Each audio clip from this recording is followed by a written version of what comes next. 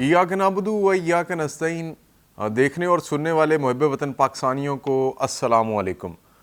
नाजरीन, आज तीन बड़ी अहम स्टोरीज़ हैं जिनके ऊपर मुझे लगता था कि आपके साथ गुफ्तगू होनी चाहिए, आपको कुछ इन्फॉर्मेशन देनी चाहिए।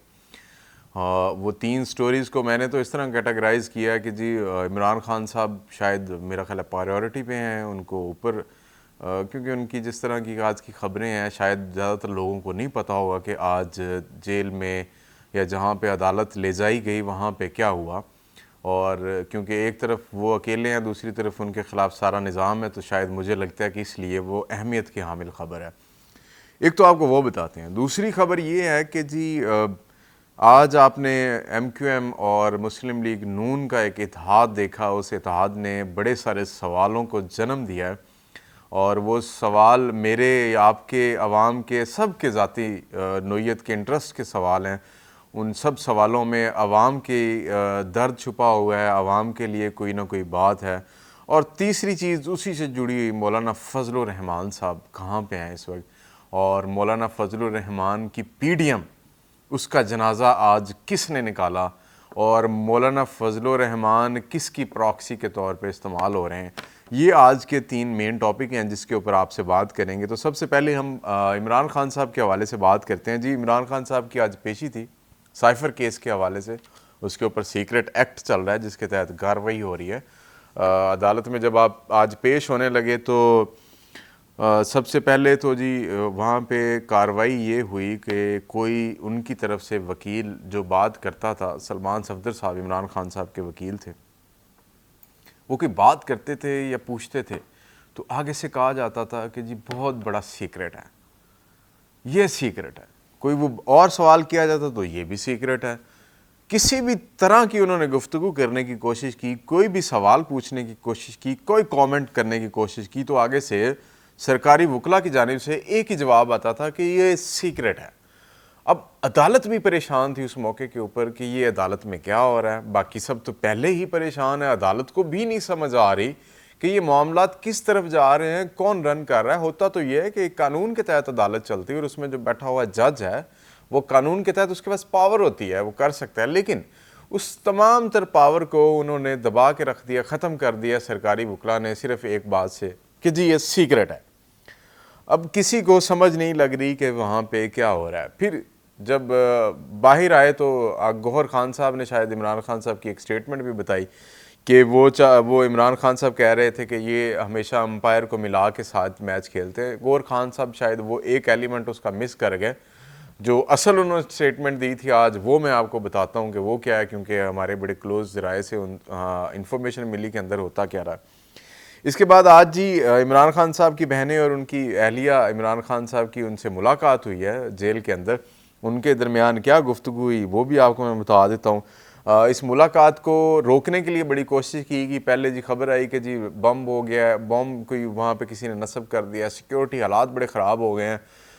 फिर ये लोग जब अंदर चले गए तो इनको मिलवाया नहीं जा रहा था, तो वहाँ पे इमरान खान साहब को एक कमरे में बिठाया जहाँ पे सिर्फ 4 कुर्सियाँ लगी हुई थी। उनमें से एक पे इमरान खान बैठे हुए थे, बाकी जो लोग 3 बहनें थीं उनकी शायद गालबन, और एक बेगम थी और एक कोई कासिम नामी उनके भांजा है शायद, वो भी था वहाँ पे मुलाकात में। लेकिन जब इमरान खान साहब ने कहा कि जी मेरा कानूनी हक़ है, अदालत ने कहा है मैं मिलूँगा, और जो बाहर वाले लोग थे उन्होंने भी यही कहा। और इन्होंने कहा कि जी अगर आप हमें मिलने नहीं देते तो हम मीडिया में जाके इस चीज़ को बताएंगे। तो फिर शायद उन पर थोड़ा सा दबाव आया और वो डर गए, और डरे तो नहीं, खैर उनका काम था मुलाकात करवानी, वो हीले बहाने और इस तरह बना के टाल मटोल करते रहे कि थोड़ा इनको प्रेशराइज़ किया जाए। और फिर उन्होंने मुलाकात करवा दी। जब मुलाकात हुई तो खान साहब से उन्होंने पूछा कि जी कैसे हालात हैं, क्या आपके जज्बात हैं। तो उन्होंने कहा कि जी जेल मेरे लिए एक नेमत के तौर पे है। खान साहब का मोराल बड़ा हाई है जी जेल में, और उन्होंने ये बात अपनी बहन अलीमा खान साहिबा को कही कि जी मेरा मोराल बड़ा हाई है। फिर एक और जगह पे शायद कोई हंसी मजाक में भी उन्होंने कहा था कि ये देखना चाहते थे कि इमरान खान साहब के बाल और उनकी हालत, अगर उनको कुछ अरसा इसी तरह डिटेन करके रखा जाए तो किस तरह की निकलती है। तो वो हंसते हुए डिस्कशन हो रही थी, सॉरी, कि जी इमरान खान साहब के बाल अभी भी उसी तरह ब्लैक के ब्लैक ही हैं, काले हैं, वो कोई कलर नहीं लगाते। उनको ये शक था कि जी इमरान खान साहब बालों पे कलर लगाते हैं और इनके बाल सफ़ेद हैं। लेकिन उनको पता चल चुका है इतना अरसा जेल में रखने के बाद कि उनके बाल कुदरती तौर पर नेचुरली असली ही काले हैं। ठीक है जी। फिर उन्होंने स्टेटमेंट के हवाले से बात की। वो स्टेटमेंट कुछ इस तरह से है कि पहले नवाज शरीफ साहब उन तमाम अंपायर्स को अपने साथ मिला के उनको खड़ा करके मैच खेलते थे। अब वो ये कह रहे हैं कि जी वो पूरी अपोजिशन टीम जो उनके मुखालिफ गेम खेल रही है या ग्राउंड में है, उस सारी को मैदान में से निकाल दिया जाए, साफ़ कर दिया जाए और सिर्फ मैं अकेला खेलूँगा। तो ये आज की उनकी स्टेटमेंट थी। और वो अकेला खेलने के लिए आजकल जिस तरह की एफ़र्ट्स कर रहे हैं, आज आप सबको पता है। उन एफ़र्ट्स में से दो जो सामने आई हैं उनका मैं ज़िक्र करता हूँ आपको कि कुछ अरसा पहले मेरी GDA की रहनुमा सायरा बानो साहिबा, उनसे फ़ोन पे बात हुई। तो जब मैंने उन्हें कॉल की तो वो बातचीत करते हुए थोड़ा सा उन्होंने कहा कि जी बड़ा मुश्किल है मेरे लिए। मैंने कहा जी क्या मुश्किल हो गई है अब आपको? तो उन्होंने कहा जी कि मैं कैसे उन चीज़ों को फेस करूँगी या कैसे उन लोगों के साथ बैठ के बात करूँगी। मैंने पूछा जी किन लोगों के साथ? उन्होंने कहा जिसके ख़िलाफ़ हम बोलते आ रहे हैं, जिनको हम तनकीद का निशाना बनाते हैं। मैंने कहा जी किनको बनाया? उन्होंने कहा जी नून लीग वालों को। तो मैंने कहा जी अब क्या हुआ? कहती जी हमें ये कहा गया है कि आप इनके साथ बैठें। 2 रोज़ कबल आपने उनके हालात भी देख लिए, वो भी प्यारे हो गए नून लीग को। आज MQM उनकी मुलाकात हुई है नवाज शरीफ साहब से, वो लाहौर आए हैं, अब वो भी प्यारे हो गए। अब इसमें से 1-2 चीज़ें जो मैं आपके सामने रखना चाहता हूँ, उसके फैक्टर्स और कुछ रिज़ल्ट्स हैं उसके, और फिर उसके बाद उसके कुछ सवालात होंगे। एक तो जी MQM जहाँ भी हुकूमत, जिसकी भी हुकूमत हो, MQM हमेशा उस हुकूमत का पार्ट रही है।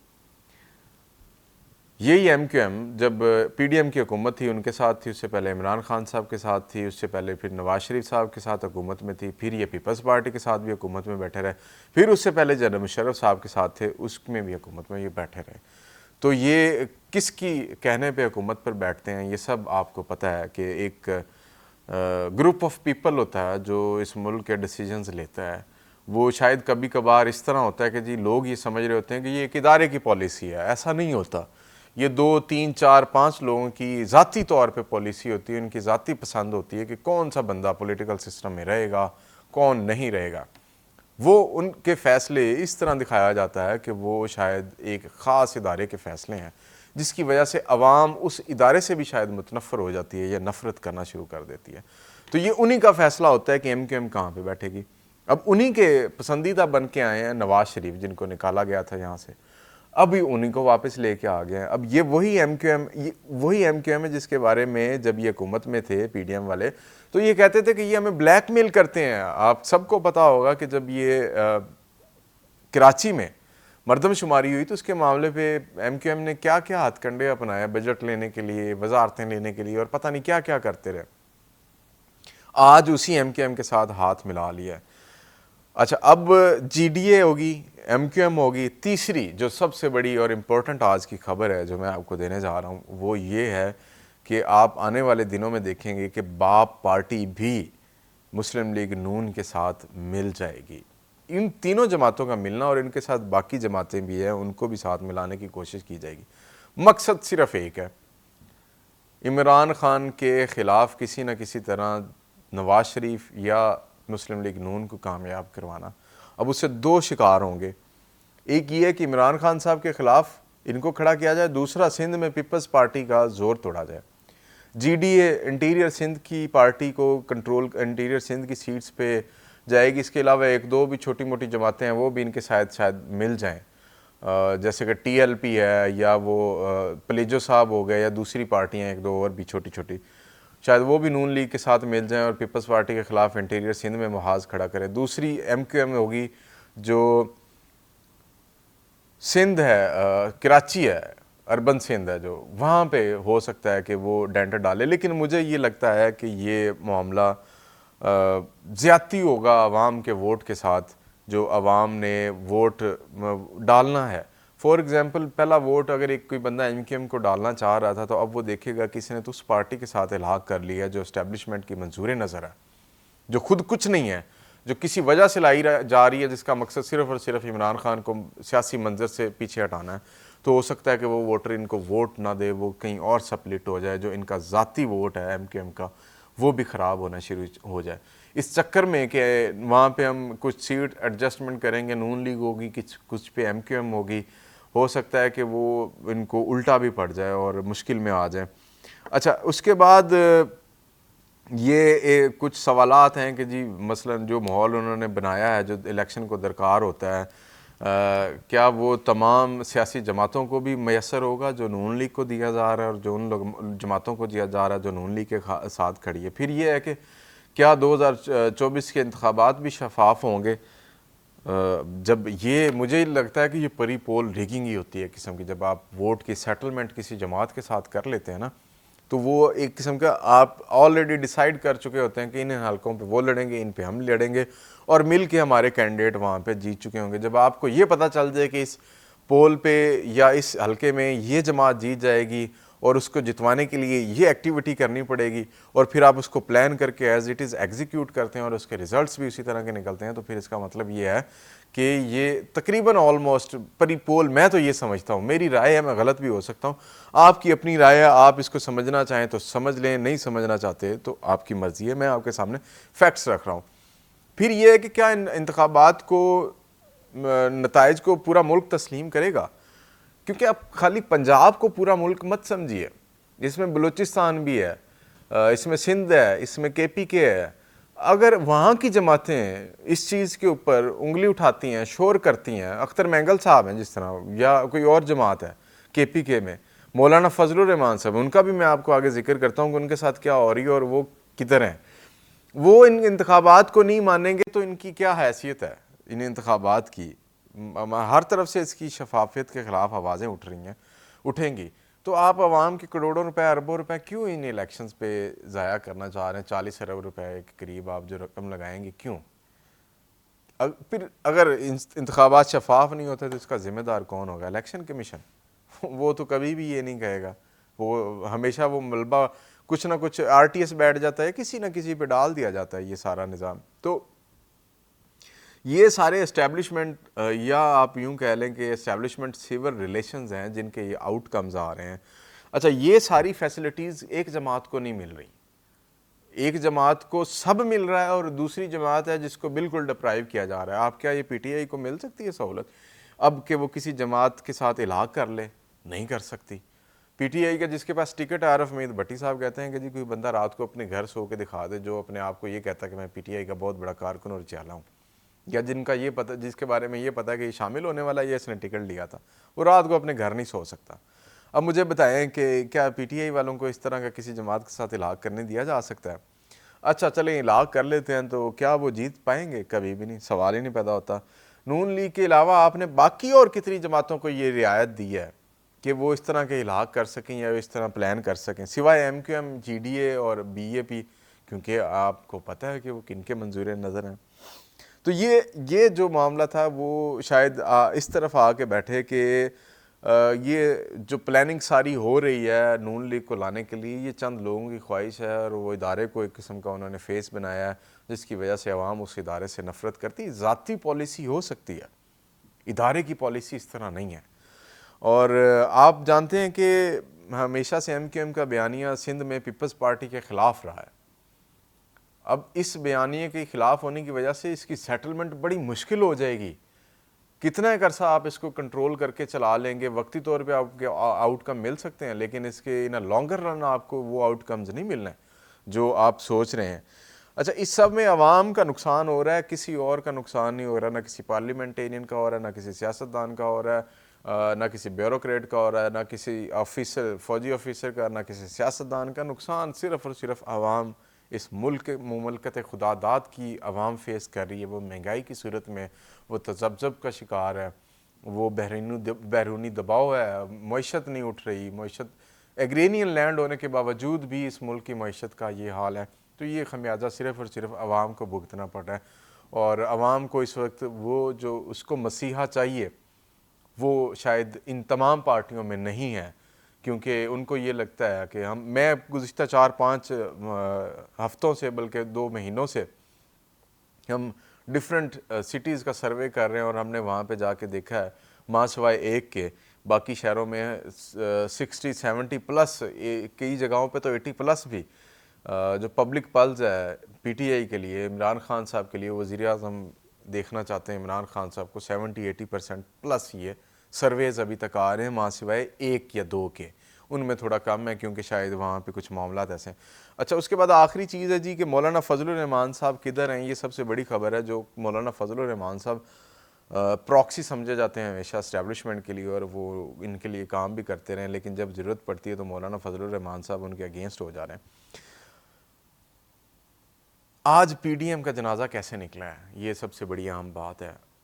आप समझ रहे हैं, आपको भी पता है या सब लोगों को पता है कि जी मौलाना फजलुर रहमान साहब इस वक्त कतर में गए हुए हैं। किसके कहने पे गए हुए हैं, क्यों गए हुए हैं? मौलाना फजलुर रहमान साहब इसराइल और फ़लस्तीन के जंग के हवाले से कतर में हैं, कुछ मामले किन के कहने पे गए हैं, जिन्होंने भेजा है सबको पता है। मौलाना फजलुर रहमान साहब पीडीएम के सरबराह थे, और उसमें कोई भी फैसला मौलाना फजलुर रहमान साहब की मर्ज़ी के बगैर नहीं होता था। पीपल्स पार्टी उस मौलाना फजलुर रहमान की पीडीएम को पहले छोड़ चुकी हुई थी। नवाज शरीफ साहब ने उस पीडीएम का हिस्सा होते हुए आज इल्हाक कर लिया, और इस बात का मौलाना फजलुर रहमान साहब को नहीं पता। नवाज शरीफ साहब को शायद पता है कि मेरे साथ वो लोग खड़े हैं जो मुल्क के ताकतवर तरीन हलके हैं। अब उन ताकतवर तरीन हलकों का साथ होने की वजह से नवाज शरीफ साहब खुद को इतना बड़ा और इतना कद्दो काठ वाला आदमी समझते हैं कि वो किसी से मिल नहीं रहे। बलोर साहब गए थे मिलने के लिए, उनकी मुलाकात नहीं हो सकी। नवाज शरीफ साहब लंदन से लाहौर आए, दुबई से इस्लामाबाद आए।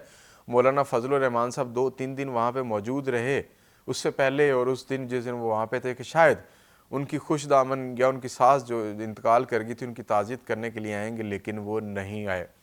अब मौलाना फजलुर रहमान साहब को उन्होंने पीडीएम के फैक्टर से निकाल दिया, तबाह कर दी उनकी पीडीएम, ख़त्म दे कि मौलाना फजलुर रहमान साहब से नहीं पूछा और उन्होंने फिर इलाक कर लिया। अब मौलाना फजलुर रहमान साहब ने उनके जलसे के लिए अवाम इकट्ठी की थी, बाप पार्टी की तरफ से कोई 35-40 बसें भर के आई थी उस जलसे के लिए जो लाहौर में नवाज शरीफ साहब ने किया। अब मौलाना फजलुर रहमान साहब सपोर्ट दे रहे हैं उनको, लेकिन मौलाना फजलुर रहमान साहब को नून लीग किसी खाते में नहीं रख रही।